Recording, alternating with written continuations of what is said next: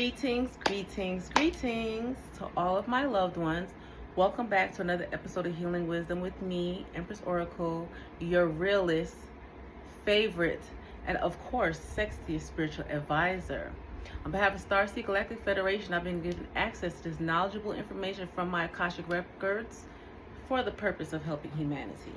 This information has been given directly to me as a divine channel, and any use or reproduction without the proper acknowledgement from where it was received will result in instant karma for the plagiarizing parties and or individuals, and so it is.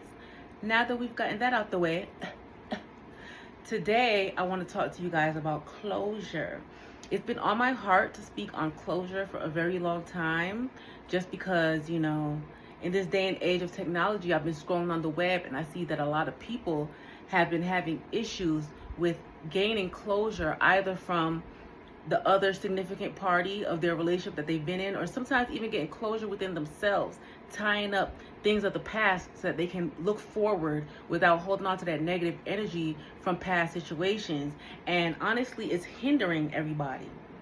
So, as somebody who has learned a lot of spiritual lessons in life so that I could help others, I'm going to tell you right now, there are certain people who will intentionally not give you closure, especially if it's in an intimate relationship, like a intimate relationship, boyfriend, girlfriend, wife, significant other, hell, sometimes even your best friend. Sometimes people intentionally leave the relationship open-ended, either because, one, they're being petty and they know that that closure is what you need, either because if they know that you're the kind of person who likes to face situations head on, or somebody who is a healthy communicator, or somebody who likes to express themselves. Sometimes people will be petty and they'll choose not to give you closure because they know that you're the kind of person who likes healthy communication, and to them that's a notch on their belt. That's another petty patch on their petty sash, and for them it makes them feel better. However, in the long run, once you've taken the time and been forced to heal, they will be the ones that will have no closure for themselves, because they'll always be wondering, what if? Also too, another reason why some people don't give closure is because sometimes some people are not as emotionally developed or emotionally mature or emotionally intelligent as others are, and therefore they do not know how to properly give closure. There are a lot of people who do not know how to leave relationships or situations peacefully. So therefore, they leave out of everything without closure. You'd be surprised how many people grew up in toxic environments, and instead of deciding to be different or do otherwise in their relationships, they decide to take a page out of that old toxic book. And they want to just keep that cycle going, that cycle of angst within you. Angst is kind of like a mix of anger, fear, just longing, just all different things balled into one. That can be described as angst. And sometimes people, when they don't have the emotional intelligence to properly express the way that they were feeling in that relationship or that situation, instead they'd rather just leave just a lot of doubt. Sometimes they don't know what to say. Sometimes they're not mature enough to say the right things, and they know that. Sometimes they're guilty, and they know that if they were to come to you with closure in a way that would kind of be an admission of guilt. So instead, they would rather not give the closure and just have you go in a continuous cycle within yourself, within your head, because a lot of times, a lot of petty or toxic or emotionally undeveloped people, what they have learned through, trial and error and repetition, what they have learned is that if you leave somebody to their thoughts, they can come to their own conclusions. They'll think of all different types of scenarios, and a lot of times that'll help that person to get out of the rut, to get out of whatever the true issue is, because the person that they did not give closure will have, thought all types of stuff. They'll go through a different range of emotions, all the ranges of emotions that you have to go through before you gain acceptance. before you get self-closure. They'll go through the anger. They'll go through the doubt. They'll go through the fear. They'll go through the what ifs. You know? Sometimes some people may even go from, say for example, if it's a situation where the person who was done wrong did not receive closure, as in an apology or an explanation on why the other person did something to them. Sometimes the other person who is in the wrong will intentionally leave without giving that person closure, because an idle mind is the devil's plaything. So that person, the innocent party, will sit there and they'll start going through their thoughts, and they'll be like, well, was it me? Did I do something? And then all of a sudden they'll be blaming themselves, and that kind of takes the burden off of the guilty party, because now this person is thinking that it's them why they didn't receive the closure. And that's not so. That is not so. I'm going to tell you, 9 times out of 10, the person who wants the closure in the relationship is the innocent party. 9 times out of 10, the person who does not give the closure in the relationship is the guilty party.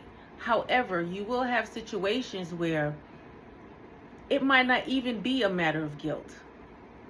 It might just be a situation where 2 people should just agree to disagree, or have outgrown each other, or whatever cycle you're in has completed, and it's just time for you to part ways. And sometimes people just don't know how to verbally express that. But in those situations, action speaks louder than words. So instead of waiting for that verbal closure for somebody, pay attention, because actions speak louder than words. If somebody walks out of your life, if they leave you hanging, they 9 times out of 10, they did it intentionally. If they walked out of your life, that means they don't want to be there. That should be enough closure for you. And it's easier for somebody who knows themselves and has found peace to accept not receiving closure in situations when they feel as though they do deserve it. What you have to understand is not everybody is sorry. And sometimes it's harsh, because majority of the times, which is so sad to say, majority of the time, the people that hurt us are the ones that we love the most, that are closest to us. So you would expect for them to feel some kind of way, to want to give you closure or apologize. But what you have to understand is, whenever it's that way, their actions were intentional. So you're waiting for something that they don't have. Would you rather somebody give you a fake apology and then turn around and do the same thing again? Or would you rather them just walk away and then you go and you find your own peace and your own closure? Sometimes people wait for closure for somebody, and then when they get the opportunity to receive that closure, they're dissatisfied, or they're disappointed, or they end up feeling worse than they would have felt prior to receiving that closure. And what we have to understand sometimes, people, and it's very hard for people to understand, but I'm going to tell you, rejection is God's protection. Sometimes the closure that you seek could be fatal. Sometimes it could break your heart. Sometimes it can break your mind. God might be trying to protect you from something that you know nothing about.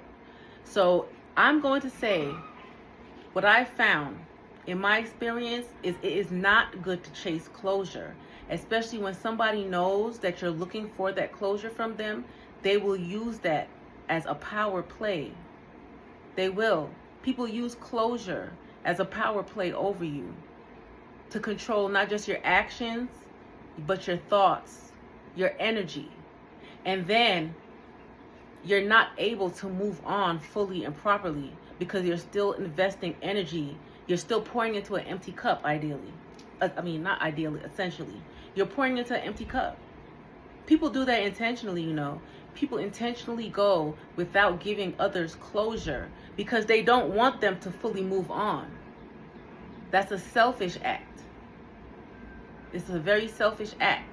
But also, too, what we have to understand, sometimes closure is not needed for situations. People know what they did. And what's understood does not need to be explained. A lot of people waste a lot of time in life waiting for closure that they already received. They just were not open to receive it. Actions speak louder than words. we have to understand there comes a point in time in your life, if you are a child of God, if you have a certain purpose in your life, where certain things or people in your life, they're only there for seasons. And when that season is up, sometimes they have to get snatched away from you. Sometimes it's better that way. Sometimes that closure that you're looking for could have the capability to scar you permanently, whether it's in your heart, emotionally, or mentally. So some people, I would suggest for you to save yourself from that torture of looking for closure.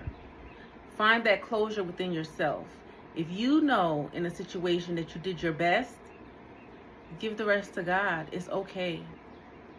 Get that closure at the end of the day in a situation instead of continuing dwelling on it. Because what you have to understand, we're made up of energy, but you cannot fully move forward if your mind is still stuck in the past. And a lot of people know that. And that's why there's so many people that have so much potential for things, but because they had their heart broken back in 1983 and they never got that closure, they were not able to fully move on. And so they missed out on other blessings. People will intentionally do that. People intentionally not give you closure to have you stuck on them so that you miss out on your future blessings. Evolution should not be only with technology. It also needs to be evolution of the mind, evolution of the human species. It comes a point in time where we need to realize sometimes we have to give ourselves that closure. And sometimes when people leave our lives without giving us that closure that we need, it's a blessing in disguise. So don't go searching for something, because you may be surprised or you may end up more damaged trying to seek that closure. Make peace within yourself. If it's bothering you so much to the point where you feel like you just can't move on, then give it to the universe. Write it down. Write down how you feel. Write down what you would have said to that person had you had that final conversation. Write it down. And then once you're done getting all of that off your chest, burn it. Tear it up, flush it down the toilet. Do whatever you need to do. Also, sometimes it's better to not get closure from certain people, places, or things, because if you go back, you might end up stuck. It might cost you your life. Just saying. Sometimes you have to recognize the forest for the trees, guys. Unfortunately, we were raised on having closure, but that was just another ideal that was put there to have people stuck, to delay people's progress and emotional and mental evolution. Move on. I love you all. I'm glad we had this talk. Make sure you check me out on Instagram, TikTok, YouTube. I love you all. Bye.